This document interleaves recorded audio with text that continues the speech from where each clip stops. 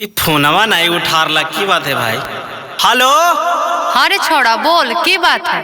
अरे फोनवा ना का उठावेंगे। मैया इजे हक है यही चलते फोनवा ना उठा भैया। सदिया के बात कहीं गे के कर छोड़ा हमानी दोनों के और के कर नहीं मैया मना कर दिल कर। कहे हमरा में कौन कमी है। हमार मैया कहो हो ना नौकरी वाला से ब्याह करब। तू तो मैट्रिको फेल है। जे 2 साल रुक जाए मैया के बाद बतेबू तोरा हमें इतना पढ़बू ना कि इंजीनियर बनबू। जोरे बतला तू के पढ़वा वो तो तब बताइए देबू। तू हाँ कहाँ घरे हुआ। अच्छा मिल एगो बात समझावे तोरा। अच्छा ठीक है दोपहरिया लागे आईबू।